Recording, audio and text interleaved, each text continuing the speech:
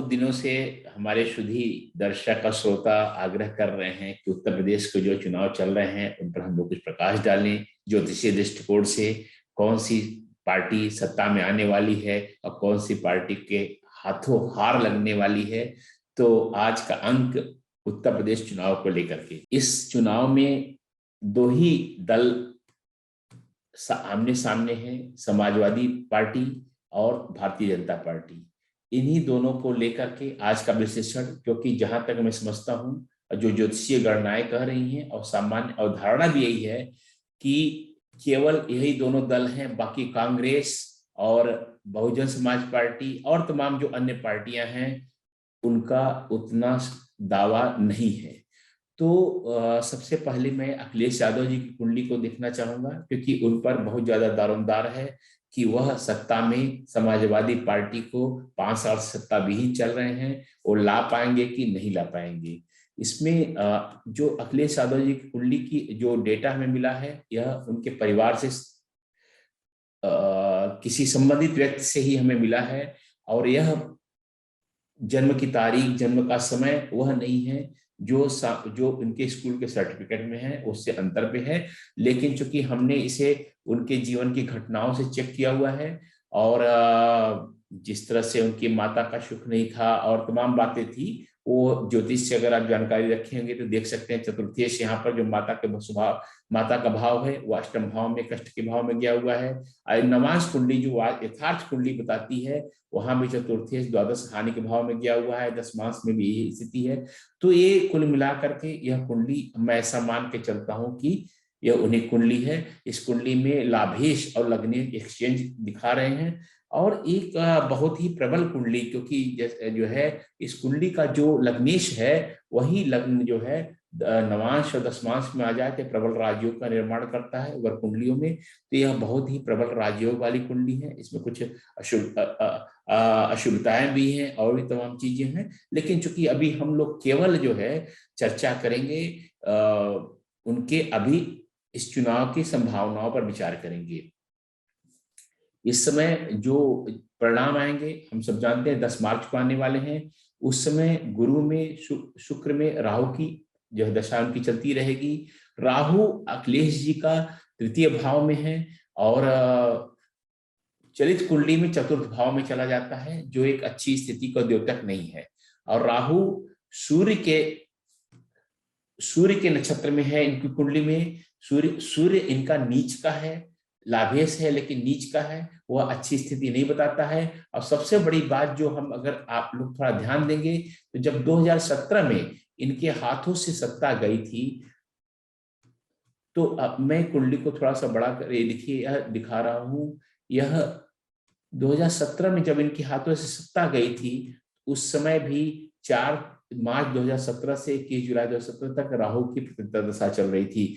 तो राहु इनके लिए कुल मिलाकर के शुभ नहीं है। पहले भी उसने सत्ता से विहीन किया है और इस वर्ष भी मुझे ऐसा लग रहा है कि शायद वह शुभता न करे। इसके अलावा अगर हम अखिलेश यादव जी कुंडली देखेंगे तो उसमें एक बहुत विशिष्ट बात, एक जो है प्रक्रिया होती है उसको वर्ष कुंडली को देखने की। वर्ष कुंडली में खोलूंगा। वर्ष कुंडली में अगर हम देखते हैं जो इस समय वर्ष कुंडली चल रही है, वह उसमें मुंथा जो है इनकी कुंडली में सप्तम भाव में गया हुआ है। सप्तम भाव का मुंथा का फल ताजिक नीलकंठी जो आधिकारिक पुस्तक है इस वर्ष फल में ज्योतिष की, वह सप्तम भाव कह रहा है कि वर्ष प्रवेश के समय यदि मुंथा 7वें घर में स्थित हो तो स्त्री तथा बंधुजनों से दुख, शत्रु भय, उत्साह भंग, धन तथा धर्म की हानि, शरीर में रोग, मन में मोह और शरीर के विरुद्ध चेष्टा, ये अशुभ फल होते हैं। तो ये इनका जो है अखिलेश यादव जी का जो मैं देख पा रहा हूं,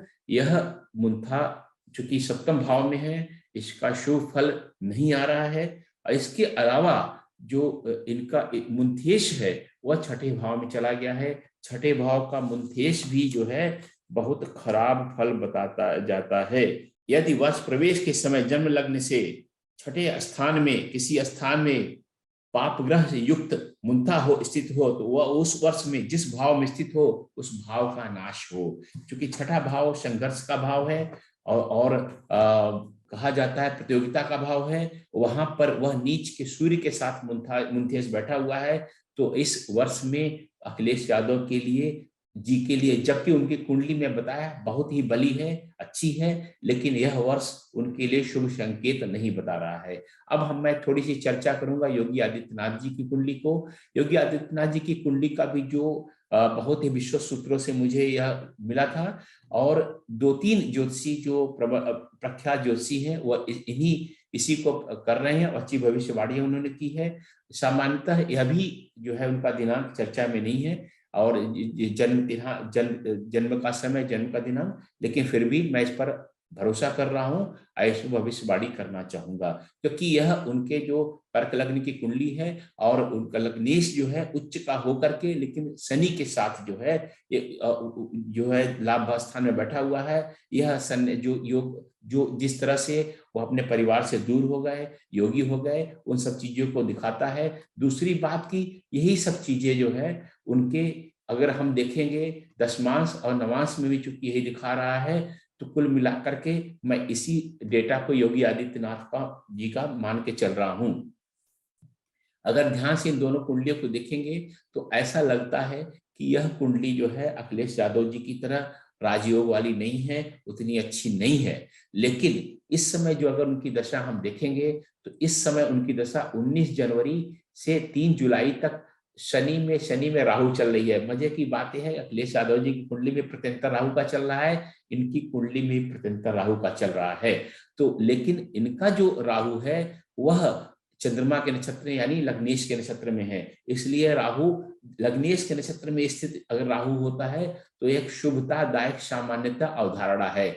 और अगर उस तरह से हम देखें 2017 में क्या चल रहा था इनका, जब ये राजपद धारण किया था इन्होंने, तो उस समय इनका जुपिटर में मंगल चल रहा था, और जुपिटर में मंगल में इनका केतु चल रहा था।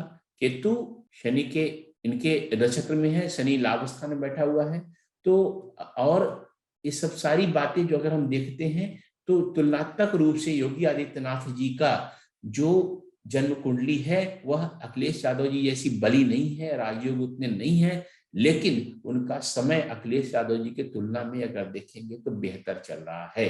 सबसे बड़ी बात, दूसरी बात, अगर जिन पैरामीटर पर, वर्ष कुंडली के पैरामीटर पर हमने अखिलेश यादव जी कुंडली देखी थी, उसी तरह योगी आदित्यनाथ की अगर मैं देखता हूं, और इस समय जो दशा, इस समय जो इनकी स्थिति वर्ष कुंडली की चल रही है, तो उसमें मुंथा अगर देखेंगे तो पंचम भाव में चल रहा है। पंचमीश जो है, अगर हम लेते हैं पंचमीश, पंचम भाव में मुंथा रहता है, तो उसका फल दिया हुआ है कि यदि वर्ष प्रवेश के समय मुंथा 5वें स्थान में स्थित हो तो सुंदर बुद्धि, सुख, पुत्र और द्रव्य का लाभ, प्रताप की वृद्धि, अनेक प्रकार के विलास, देवता और ब्राह्मणों भक्ति तथा राजा की प्रसन्नता ये फल होते हैं। ये बड़े शुभ संकेत हैं। अब दूसरी बात की मुंथेश जो बुध है यहाँ पर, वह भी 9वें भाव में गया हुआ है। 9वें भाव का भी मुंथा अच्छे फल देने वाला कहा जाता है। तो कुल मिलाकर के यह वर्ष कुंडली जो है इनकी बहुत शुभ संकेत देने वाली है।